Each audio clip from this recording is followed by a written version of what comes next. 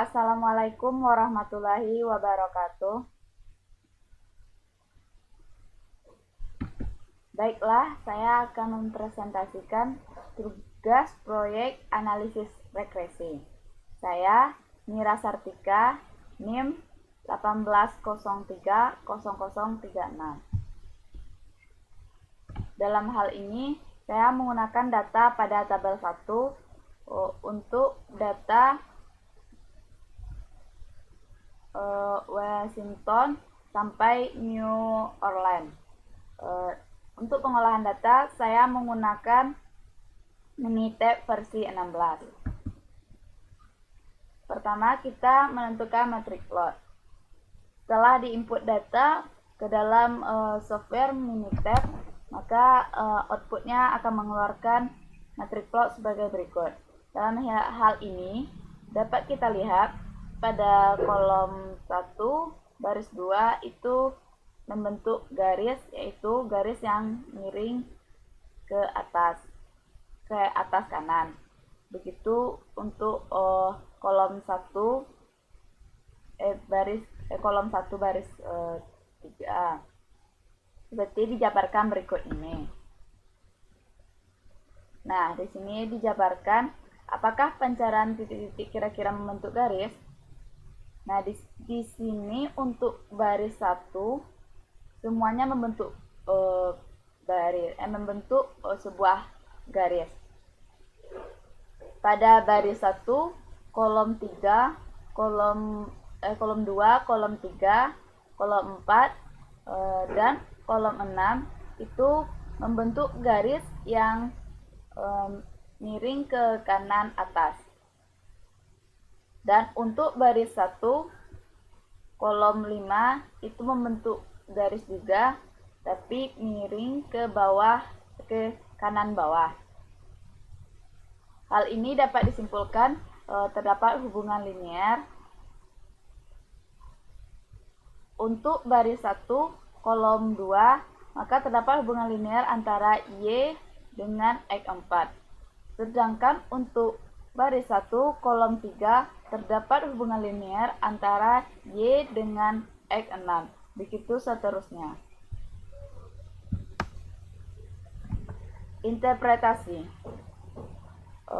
Dari matrix plot tadi dapat kita interpretasikan karena terdapat minimal satu regresor yang berhubungan linear dengan Y, maka dapat disimpulkan sebagai berikut.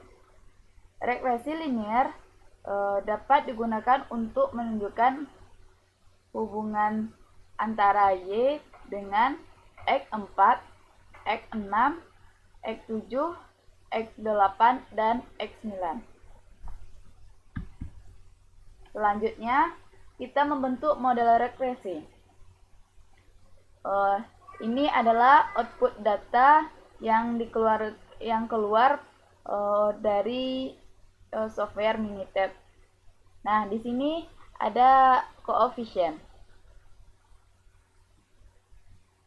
Dapat kita lihat di sini koefisien untuk konstanta itu ada 17,7252. Koefisien untuk X4 0,0005. Sedangkan koefisien untuk X6 min 0,0036, begitu seterusnya.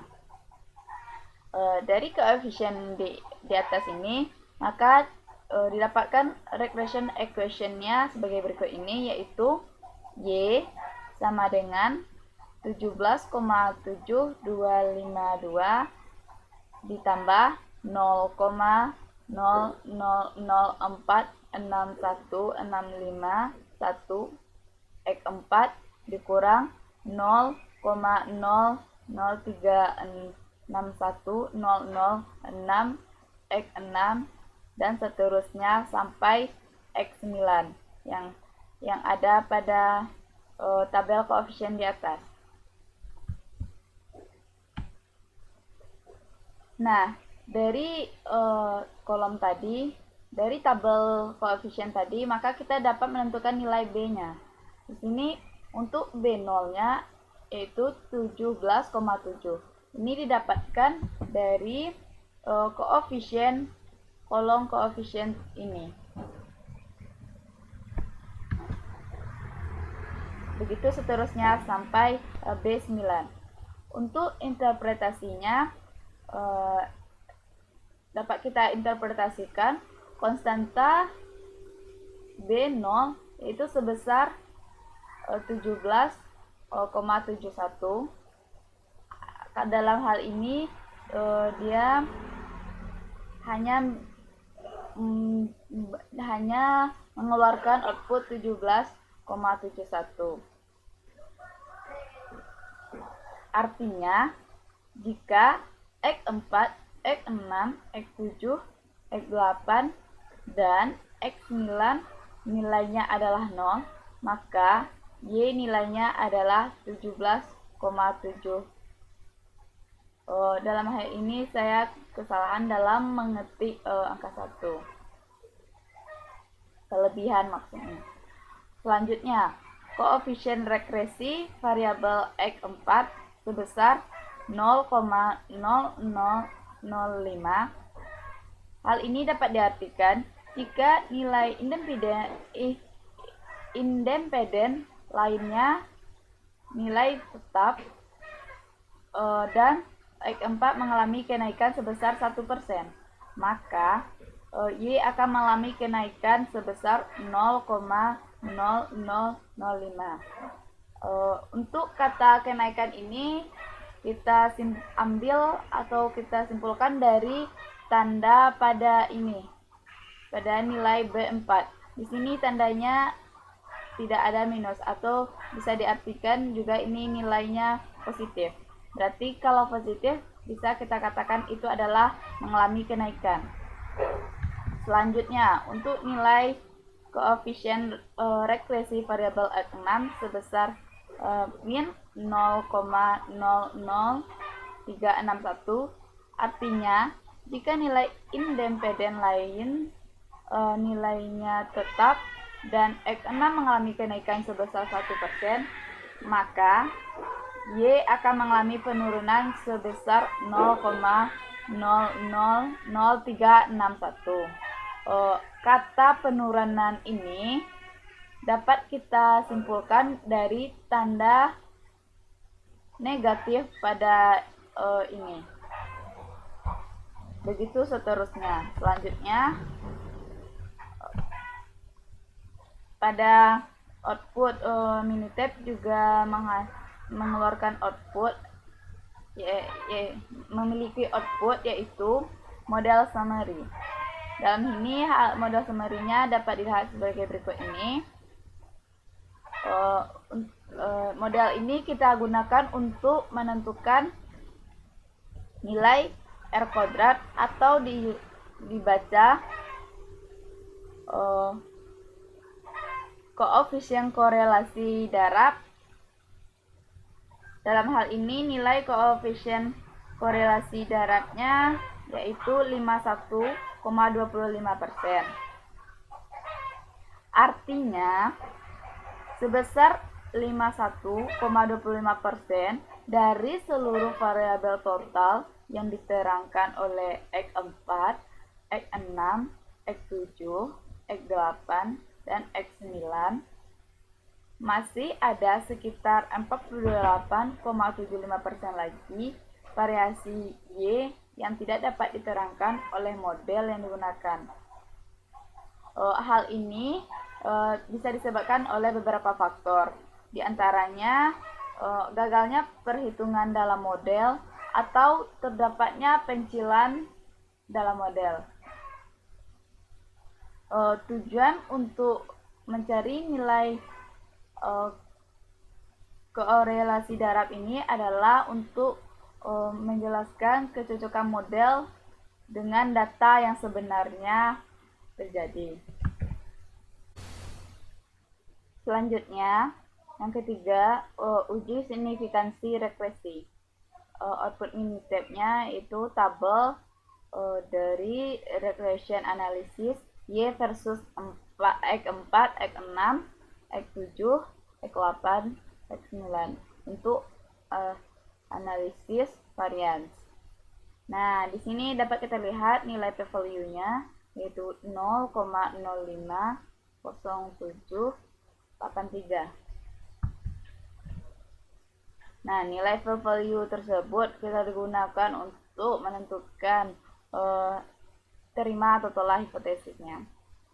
Di sini diperoleh nilai p-value-nya itu 0,050783 dan berarti terima H1 di mana beta I tidak sama dengan 0 untuk paling kurang 1 I di mana I-nya 4, 6, 7, 8, 9. Sehingga dapat kita simpulkan 1, X4, X6, X7, X8, dan X9 secara bersama-sama mempengaruhi Y. Yang kedua, terdapat suatu hubungan linear antara respon Y dengan sembarang variabel regresor X4, X6, X7, X8, dan X9. Yang ketiga, model kita layak digunakan.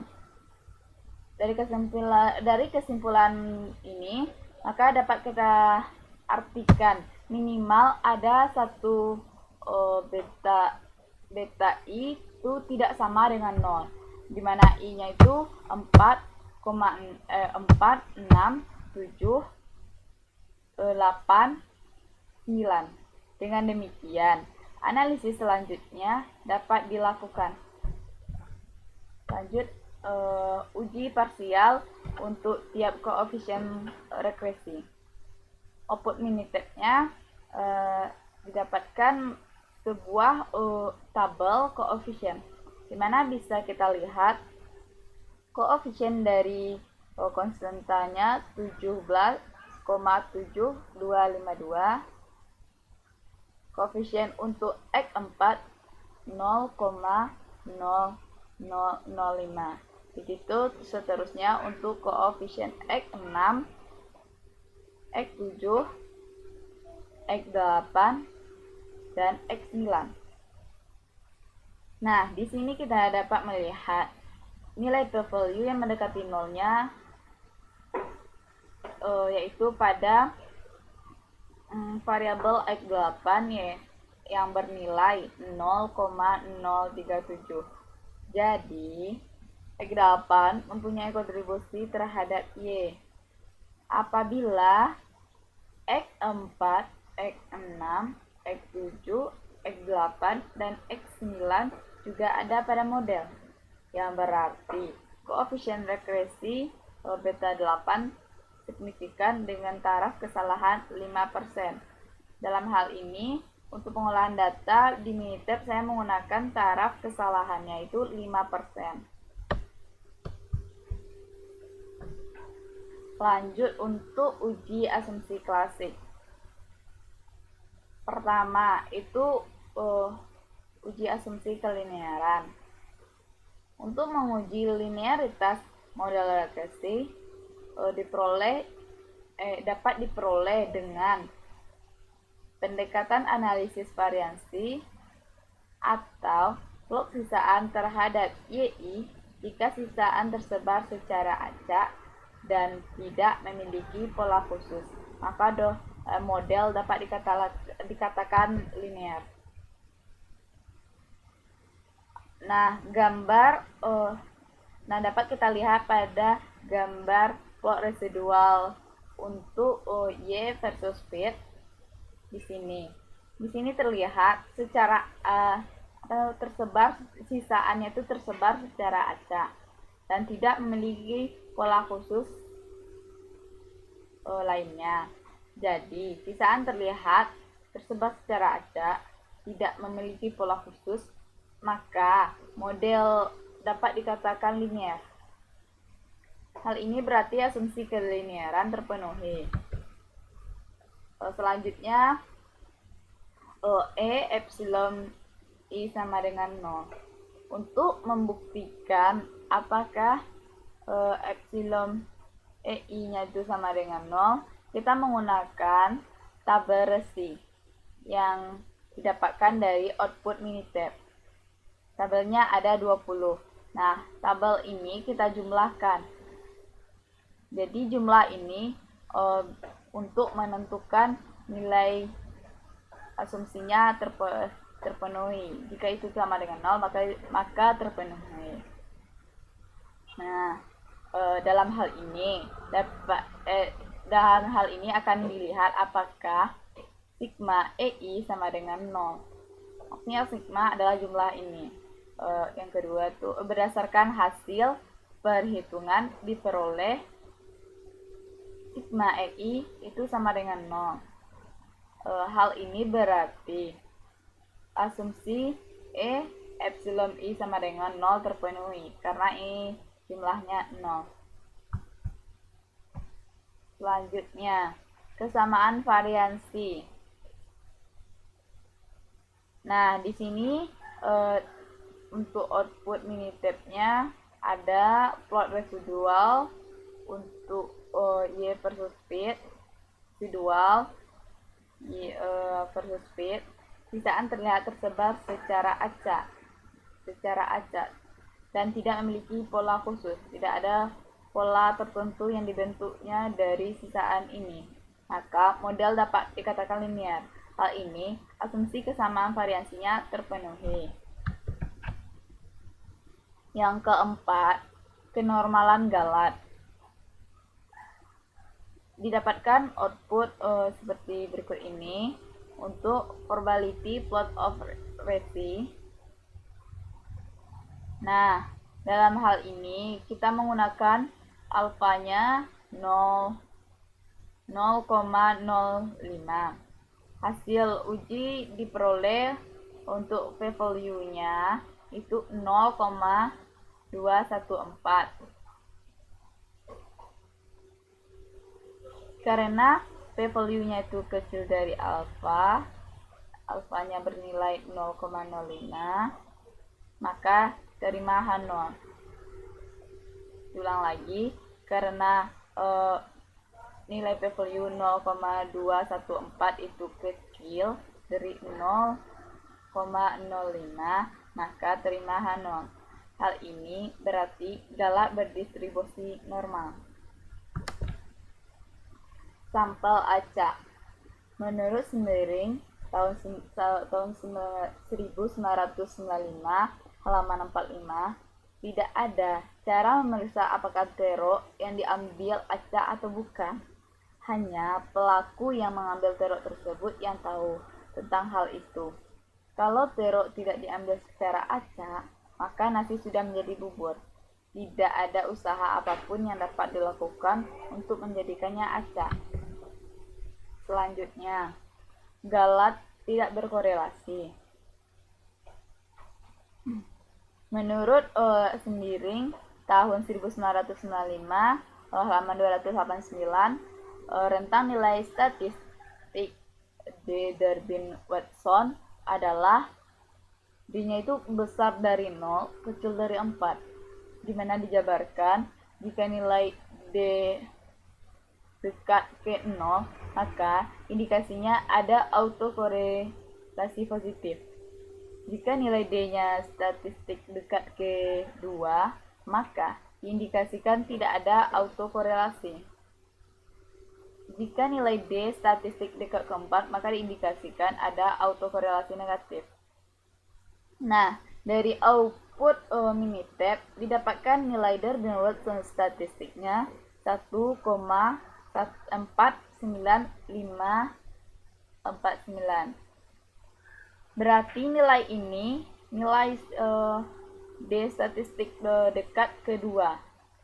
Hal ini berarti asumsi Galat tidak berkorelasi terpenuhi.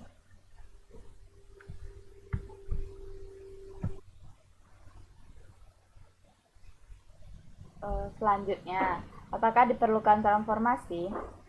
Berdasarkan uji asumsi klasik yang telah kita lakukan, kelima syarat ini terpenuhi, sehingga dapat disimpulkan tidak diperlukan transformasi pada data lagi. pembentukan model terbaik. Sebelum pembentukan model terbaik, kita membuang data pencilan tersebut. Jika ada memiliki data pencilan, maka kita membuang data pencilan terlebih dahulu. Hal ini bertujuan untuk mengurangi bias pada data atau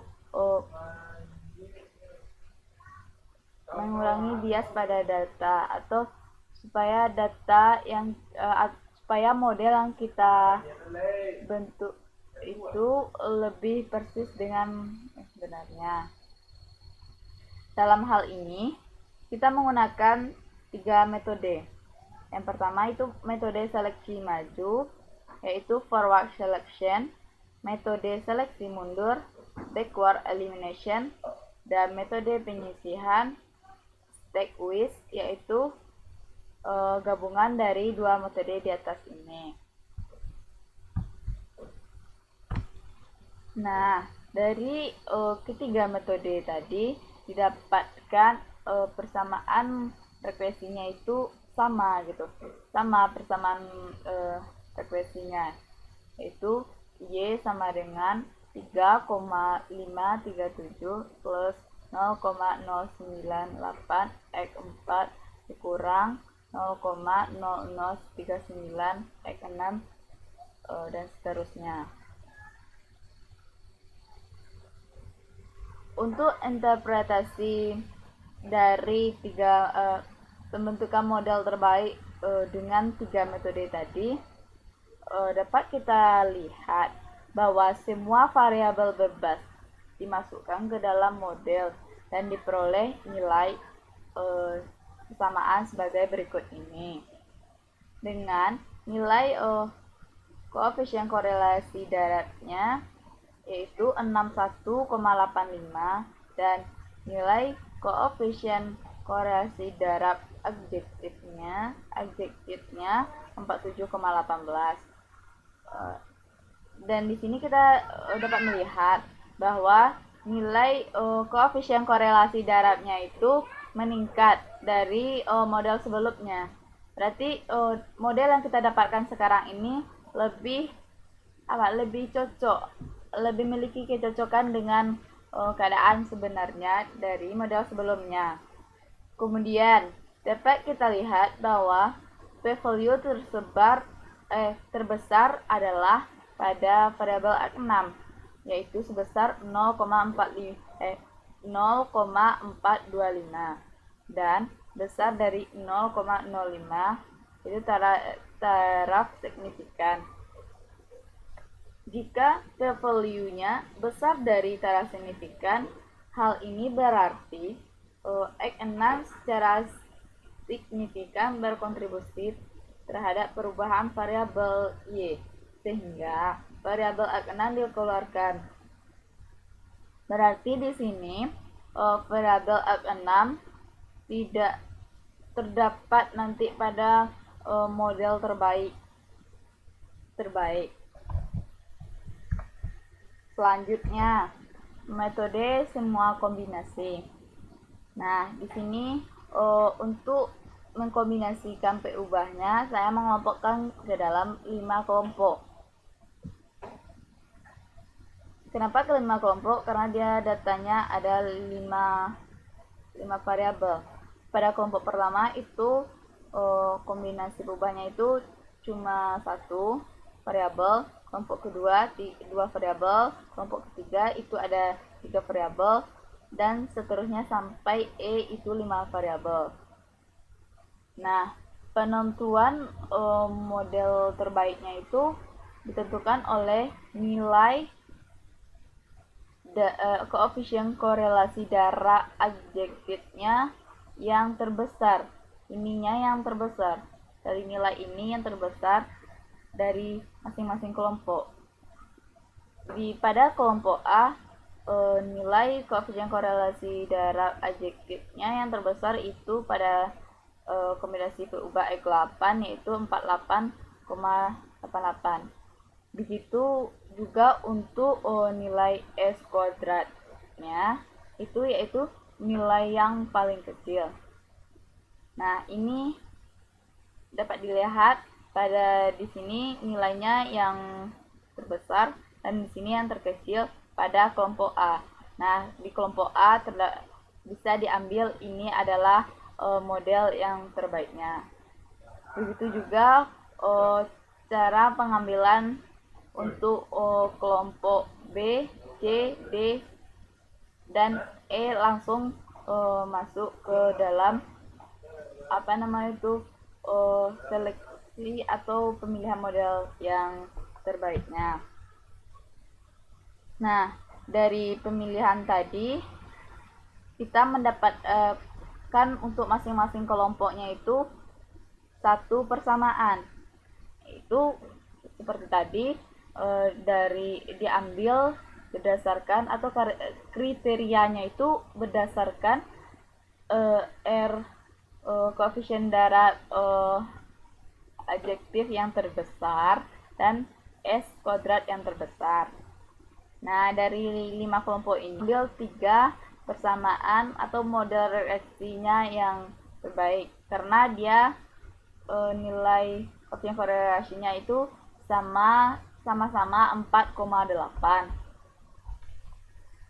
Nah, berdasarkan dua kelompok metode tadi, metode 3 dan metode yang 3 sebelumnya dan metode kombinasi yang mungkin itu, model yang dapat disimpulkan itu model yang direkomendasikan adalah Y sama dengan min 12,27 plus 0,149x4 plus 0,37x7 dikurang 0,0052x9.